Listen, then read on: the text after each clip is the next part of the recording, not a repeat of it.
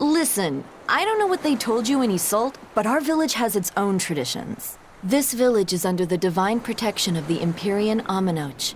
For unbroken centuries, a line of his priestesses have guided us. They're tasked with performing the sacred rites of worship. And sometimes, they even deliver us his words and will. And there's still a priestess today? Of course. And her daughter is training to become our next priestess. Although, I sometimes feel they push themselves too hard. Both mother and daughter are giving their all for Haria. But the Abbey doesn't care about any of that. And they stole our temple from us. By force? An exorcist named Teresa came and heard us out. But from the very beginning, she always intended on taking our temple. Her words may have been kind, but that doesn't change the fact that she demanded that we worship her god, Inominat. In all the years we've worshipped Amenoch, not once did we ever try to force others to adopt our beliefs. Why haven't I seen this priestess she's talking about?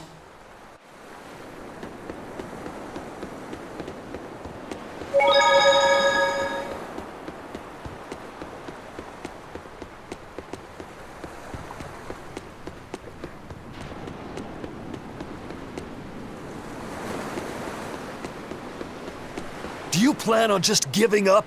Palamedes is Amenoch's temple. The priestess isn't the only one whose job it is to protect that temple. It's the duty of everyone born in this village. Why did the Abbey need Amenoch's temple badly enough to risk causing this much unrest? But how will we protect our village from the demons if the Abbey abandons us? Besides, we won't be able to do business with the people of Isolt anymore. Our faith in Amenoch has nothing to do with the demons. When the priestess gets back, I'm going with her to protest. The demon blight changed everything. Will we never be able to return to the way things were? The way things were.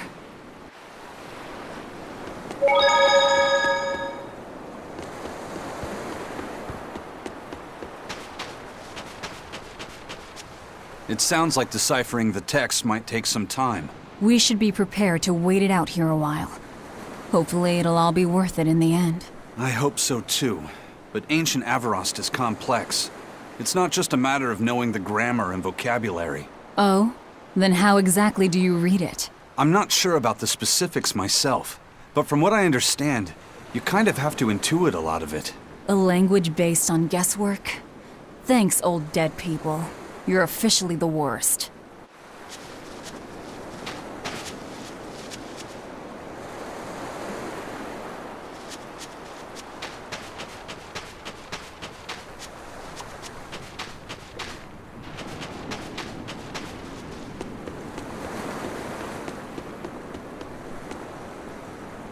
Banning local religions. The Abbey sure knows how to oppress the populace. I'd imagine that comes part and parcel with spreading the good word. Other gods would only get in the way. From what we overheard, it sounds like they've taken over Amenoch's temple, Palamedes, to use as their base of operations. Sealing it off would be provocative enough, but straight up taking it over? Not a lot of so-called reason to that. Unless... Do you think they need it for some other purpose? Shrug.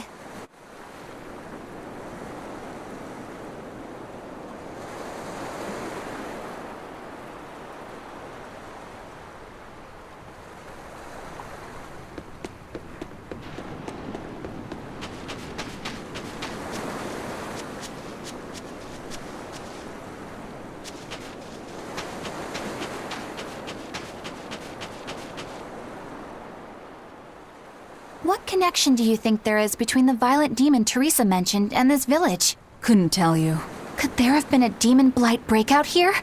This village doesn't look like it's been attacked, but... Whatever it is. If it keeps the Abbey's eyes off us for once, that's good enough for me. You really will use anything and everything towards your own aims, won't you? Yep, and that includes you. As I'm sure you've noticed.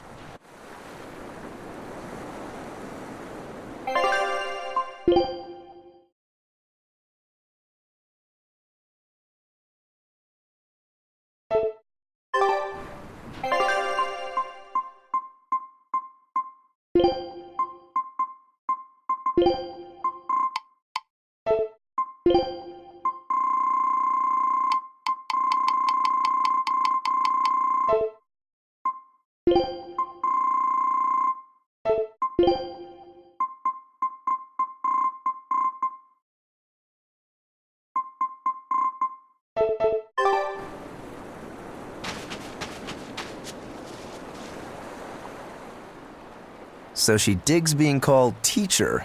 Well played, Laphicet. She wasn't so fond of ma'am, so I guess he figured he needed an alternative. You can tell how badly he wanted to help her with the languagey work. I think our Malak boy's finally finding himself. So it would seem.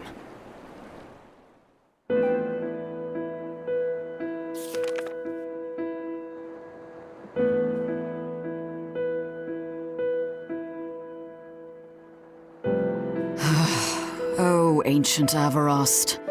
You have the obstinacy of a spurned lover who refuses to move on. Even for you, teacher? It's this one crucial line. I can't wrap my head around it. Well, from what you've taught me so far, it looks like it says... Saw, Popo, Mucho, Sanchon. Correct, but if you merely translate it word for word, it ends up saying, the parent hates tomatoes, the child eggplants. I doubt those have much to do with the Nominat. Yeah. Their grammar is nothing like ours. Sometimes you have to reorder the words, and even then the meaning can require leaps of logic and flashes of intuition. Reordering? So like... San-san, Pocho Pocho, Pocho Musan, Pocho Musan. Can you read it that way? Pocho Muson. Now where did you get that from? These words are lined up, like they repeat. And when I read this part that same way, it just felt right. Pocho Muson. If that's repeated here, then the passage turns into... the Nameless Empreyan. Empreyan! Ho ho, that has to refer to Innominat. I think we're on to something. All right, so if we apply this rule here, then... It would seem to be a book of children's counting songs. It's not about Innominat? What matters is what the song says, child. And I think you will be very interested in the words. I wonder if they've made any progress yet. Shall we go check on them?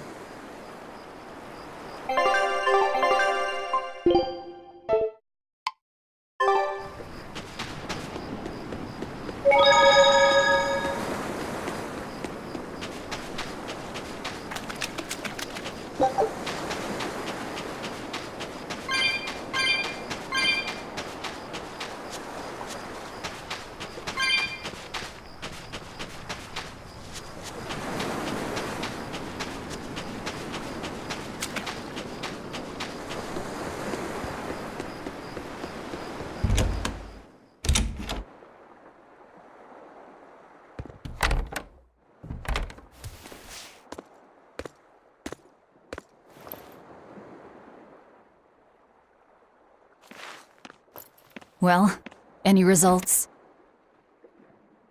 Yes, Well, thanks to the boy here.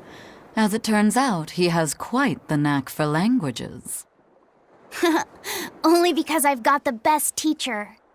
Careful, honey tongue, you'll give this old girl ideas. Huh? Now, child, I'm sure they're curious about the song we unearthed. Why don't you read it aloud? Yes, teacher. Song? 8-headed is the lord of the land, with 7 mouths to devour malevolence. Through pulses of earth doth base nature's flow, as he awaits the time of awakening. 4 Emperians may tear him asunder, but so long as there is one receptive to divine power, Therians shall be forever reborn, in sight of the full crimson moon. The Nameless Empreyan hath one heart. The Nameless Empreyan hath one body. Therians? Essentially, this ancient text you found is an annotated volume of drawings and songs pertaining to Innominat. Annotated? Then hurry up and just tell us what it means. I'm sorry. So far, we've only figured out how to read the song lyrics. All right. I take it we're still in for a good long wait before it's thoroughly decrypted. Likely so, but if we want to find out what the Abbey is up to, we need to know what's in this book, no matter how long it takes. What the Abbey's up to, is it? I think we can learn much, even from the lyrics alone. The drawings depict him with 8 heads. One of them belongs to his main body, but the other 7 are his mouths. Those mouths consume malevolence, sending it along earth pulses back to that main body so he can awaken. The 7 monsters fitting that description are called Therians. Right. Now as for this malevolence, I have no idea what that means. What about the second part? I haven't studied much ancient history, but it said this world was created by 4 Emperians: earth, water, wind, and fire. But they also call Innominat an Empreyan. Perhaps a war broke out between Innominat and the other Emperians that resulted in him being sealed away. But if there is someone to connect with this divine power, the Therians will keep spawning. And just like that, Innominat will be revived. If we assume that Shepherd Artorius fits that bill, and that he's trying to reawaken Innominat, everything lines up. Which means our job is to find these Therians and cut off Innominat's heads, so to speak. But where do we even start looking for them? Remember, the song states that the Therians in Innominat's body are connected through earth pulses. If their job is to feed Innominat, the most effective place to position them would be at the earth pulse points. Points? The place is where the power of Earth pulses is concentrated. Places with that sigil. Hey, remember the barrier that was keeping this bug in the forest? Wait, are you trying to say that thing's a Therian? And yet, it would explain why the Abbey was keeping it locked up. And there was that same barrier at the villa, too. That's right. Do you suppose that was also a Therian? Does that mean the Therians all come in different forms? Should we go to Logres and check? We've just started deciphering the book. I'd hate to lose time on some fool's errand. I'd rather know at least a little more about what's in it before we make a move.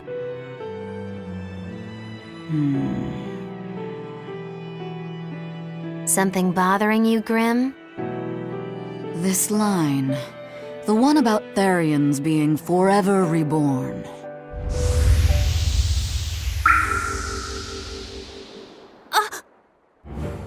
I I just felt the same thing as I did in Warg Forest.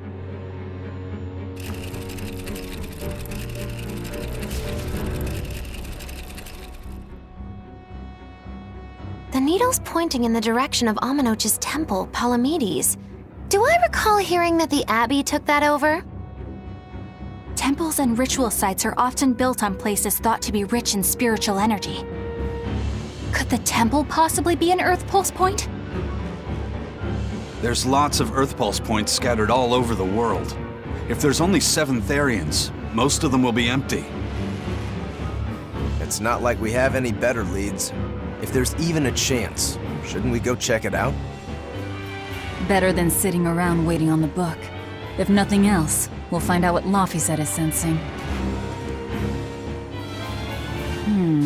Just a theory, but if you were to kill a Therian... What?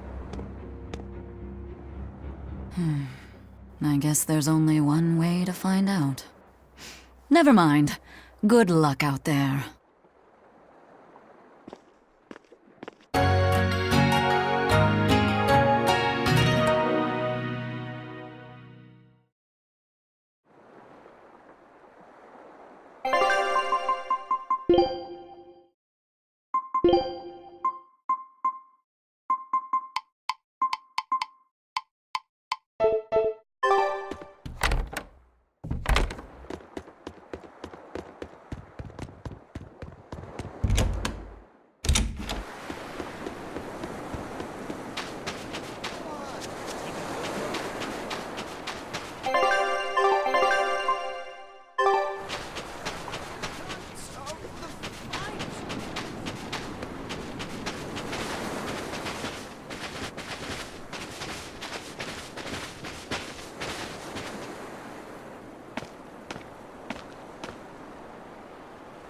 Who are you? The innkeeper's daughter. I happened to overhear you all talking about going to Palamedes and... Did you report us to the Abbey? Report? But you already have an exorcist with you. If you have any business, talk with her then.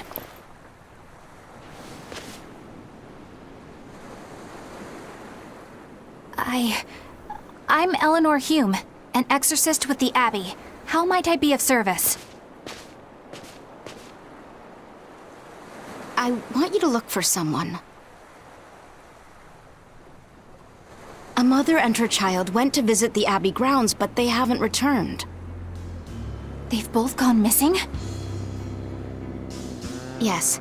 The mother's name is Mahina. She's a priestess of Amenoch. And her little daughter's name is Kamoana. Hold on. If she's a priestess of Amenoch...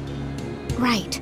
Ever since the Abbey booted her out from the temple, she's been regularly going back to make her objections heard.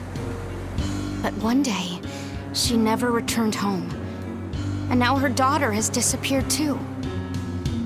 I can only assume that she went to go look for her mother. And you believe they're being held at the temple? Oh no, ma'am. I just can't imagine Mahina would abandon her daughter like that. Kamoana is next in line to succeed her, so she's had a strict upbringing, but her mother truly loves her. Please forgive Mahina for her protests. I was just hoping you could use the Abbey's resources to track them down. I will do everything in my power to find them. Thank you. Thank you so much. Like Kamoana, I grew up with only my mother as family. I can't help but worry for them. Of course. Let's be off, Miss Exorcist.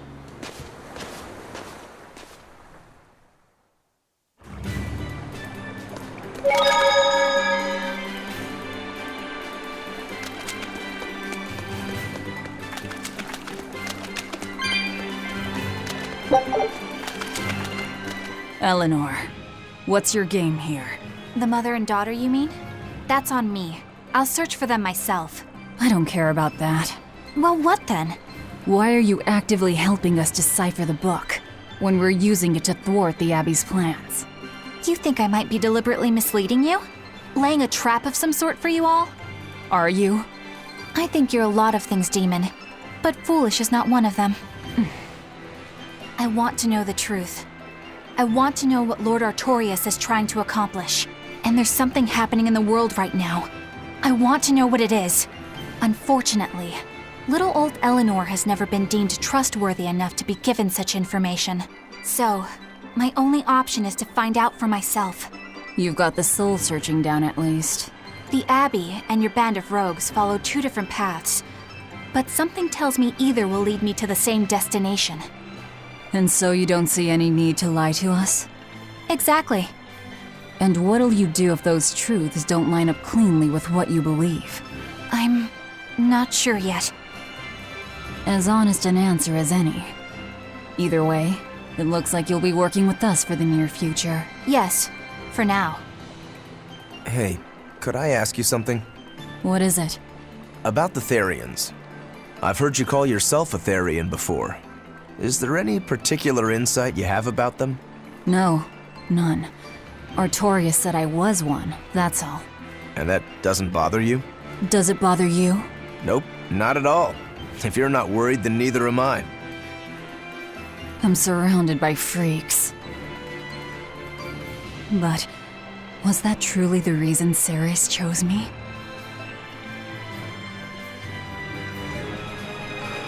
Velvet keeps picking on Madame Eleanor. They're total opposites, so I know they're just gonna clash sometimes, but Velvet takes it too far! You really think they're totally opposite? If Madame Eleanor is a white lily, then Velvet is a black rose. If Madame Eleanor is a soaring Pegasus, then Velvet is a wolf in the shadows.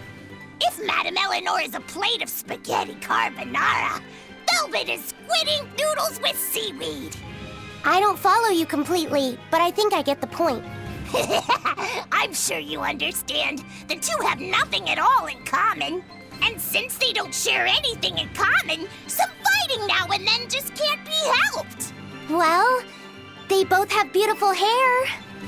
Okay, but we're talking a noble exorcist and an aloof demon.